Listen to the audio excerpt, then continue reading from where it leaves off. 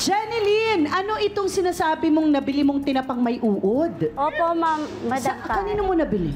Kay Daisy po, sa palengke po. Sa palengke Opo, ninyo. Pero tinapa po. madalas ka naman bumibili sa kanya. Hindi po. First time po lang po bumili sa kanya. Kasi po yung mayroon po akong, may kamag-anak po ako nagtitinda ng tinapa. Okay. Kaso, wala po silang tinda ngayon. Tapos, no choice po, sa kanya ako bumili nung time na yon. Okay. Yung pagbili ko sa kanya, bumili ako 3 tinapa. Inuwi po namin agad. Tapos yung lulutuin na namin, pagbukas namin, puro uod. Puro uod po. Tapos po, binalikan po namin si Daisy. Sabi po namin, ibabalik namin kasi po, puro uod. Kaso nga lang po, ayaw niya maniwala, pinagmumura niya na po ako. Gaano katagal na nasa iyo yung tinapa? Pagkabili mo ba, diretso mong binuksan pagdating sa bahay? Opo, kasi po pero lulutuin na namin. naka-display ang tinapa eh. Hindi mo ba napansin Hindi na... po, naka-plastic po kasi siya eh. Pagbukas namin sa bahay, pagbukas namin, puro uod po siya. Naka-plastic, hindi Tsaka po siya lumutang. So hindi mo, ang sinasabi mo, Kasi hindi po- mo chinek, pero pagdating sa bahay, nung chinek mo, alam ko nakabalot yan sa Nakabalot parang po siya. dyaryo. Hindi pa po siya kita No? Hindi pa po kita yun. Hindi Pagkalagay kita. po, doon na sa bahay binuksan, puro uod po. Okay. Opo. So, pero nung dinala mo sa bahay, kasi may tendency na ang tinapa talaga pag tumagal, para mga bagoong yan, uuurin talaga sila, kakaroon na sila ng parasite. Opo. Oo. Malayo ba yung palengke mula sa palengke papunta bahay mo? Malayo naman, medyo malayo din po. Hindi, pero kasi sa biyahe, hindi naman darating yung mga uod. Hindi pa po, kaso bigla... Baka talagang meron na... Meron na po, I mean, mabaho na po siya nung binuksan. Hindi siya masisingaw, hindi siya sisingaw pag naka-plastic pa. Naka-plastic Opo. kasi. Pagdating sa bahay, Pwedeng ganun. maaari na Nakulob po matagal na siya ano. nakulob. Magkano ba bili mo dun sa tinapa? 3 po yun 50 isa. 150 po halaga. 150 lahat? Opo. Mahal na pala. Opo. May kasama kasing uod, kaya nagmahal. Siya yung galit na galit. Pinagmumura niya ako. Binaranday ko siya.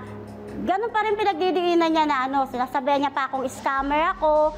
Mag-i-scam pa ako sa halagang 150. Baka siya scammer kasi hindi siya 150 lang. I-scam niya ako. Ako yung i-scam niya kasi 150 yun eh. Siya ang kumari ni Daisy na magpapatunay na laging bago ang tindan niya. Diyosa, pasok.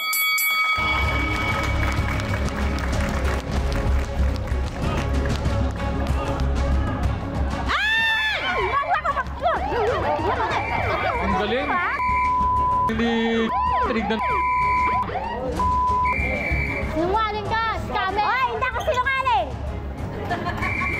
Diyosa, inuud raw ang bentang tinapa ng kaibigan mo? Hindi naman po talaga totoo yung nireklamo niya. Paano di Gumagawa lang po totoo? talaga siya Andun ng yung kwento. ebidensya ko. Kasi kilala ko talaga yung Huwag mong binibilan kapihan ni yung Daisy ng tinapa. Andun yung ebidensya ko. Totoo lang talaga. Huwag mo rin niya akong sabihan, Marami scammer. talagang bumibili kay Daisy at Kayo dinudumog ko ng scammer. mga Dahil di nyo binabalik yung customer 150 niya. na halagang sa Okay, tinapa. teka lang, Jeneline, hindi ko na naintindihan dyan si Diyosa.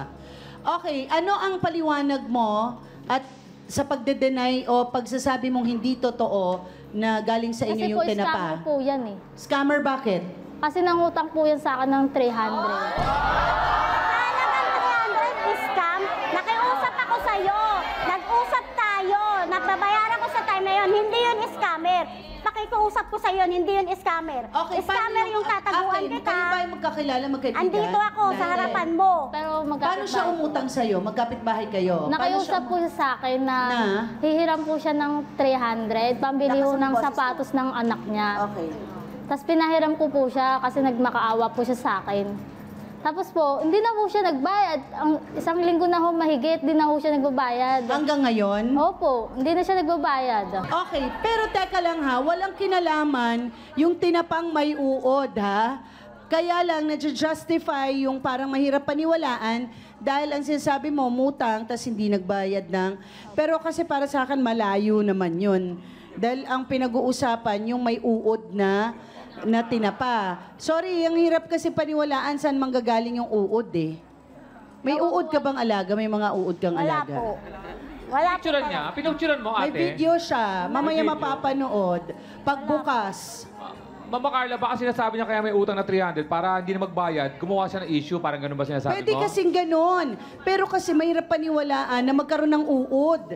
Pwedeng actually langaw. Kasi langaw nakapalibot lang, diba? May video po tayong mapapanood na tinapang may uod. Tabi-tabi po sa mga kumakain. Ito, laki! Mama, tagapa sa'yo! Tingnan nga! Papa! Huwag mo ipapunta! Ipapunta mo sa kanal! Sa ilalim po kasi siya, sa ilalim, sa karton. Kaya pagbukas namin, hindi po siya bumiibabaw. Kasi ano siya, plastic. Oo, kasi ang tinapa, syempre, may ano yan eh, parang may moist, no? May moist. So, yung ilalim nun, karton, ang mga larva nasa moist. So, paano yung video? Ano sa tingin mo yun? Ayun po, yung video na yon siguro gawa-gawa lang din niya yung ano na yun. Yung tinapa ho, baka ho ilang araw lang niya ho binili. O sa iba niya binili. Tapos sa amin niya inaano. Lagi mo ganda yung mga tinapa ng tinitinda ni Daisy, no? Siya naman ang pamangkin ni Jen na nakakita ng inuuod na tinapa. Kath, pasok! Hay nako, Diyosa. Puro kakasinungalingan din. Ano, scammer? Mga mukha nyo nga eh. Scammer Talaga pa yan. na, mukha kang scammer, ano? Bakit?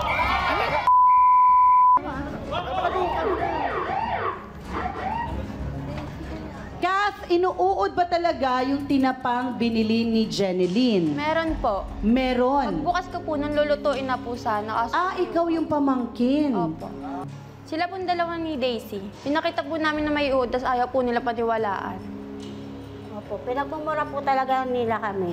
Tapos nagbabarangay po kami. Ganon din po sa barangay. Kami po yung pinagmumura niya. Pinagdidiin niya na yung hindi. Hindi daw sa kanila yun. Yun po talaga.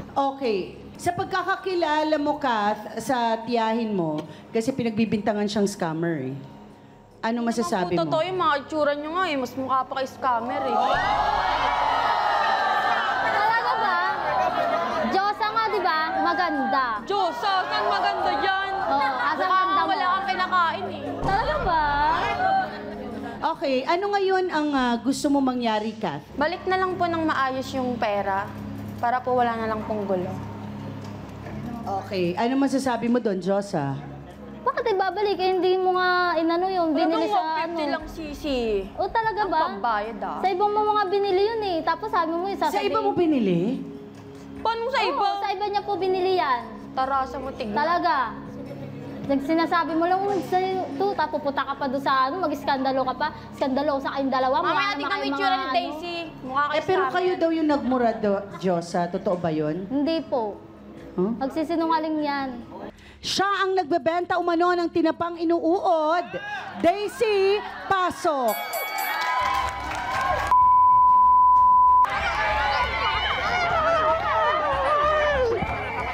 Isa ka ba, ha? Nakakapal ang mukha mo makapagsabi sa amin, scammer kami! Sabi! Ay, ano sabi? Tingnan mo yung tsura mo. Tsura ka na pala sa sinasabi mo, kapal ang mukha mo! Ano mo lang katotohanan? Ano mo na siya kami? Kapal ang mukha mo! Ate Daisy, anong masasabi mo sa binenta mo daw tinapa ay may uod? Wala po talagang katotohanan yun dahil sa 2 years po ako nagtitinda eh, wala lang po nagre-reklamo sa akin. Bukod tangi lang.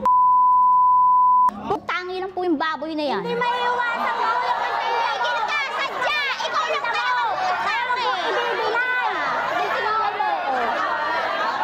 Ikaw lang talaga. Scammer Ate ka Daisy, talaga. ilan ang baboy dito sa tingin mo? Tabi-tabi. Siya lang po talaga. Siya lang. Okay. Di kaya sinisiraan ka lang daw ni Jeneline para Hindi eh, binili. Binili, nagbayad siya ng 150. Hindi po, may kamag-alak po kasi yan nagtitinda. Hindi talaga siya nagtinda. Hindi talaga nagtinda. Blood, Tapos sa akin may sinisisi. Hoy, hindi ko sinisisi. Kami sa'yo ko binili. Kapal no. Talagang pinagyan. Ako hindi sa'yo binili. Ikaw yung scammer. Naloloko. Talaga ba? Mga bulok yung tinapa nyo. Laging mainit at fresh ang tinapa.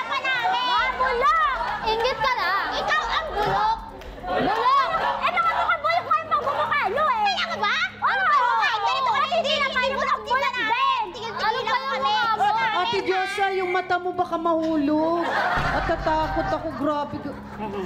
Okay, ganito ha. Ate Daisy, ang sinasabi mo ba, kaya sa tingin mo, no, kung tama ako ha, correct me if I'm wrong.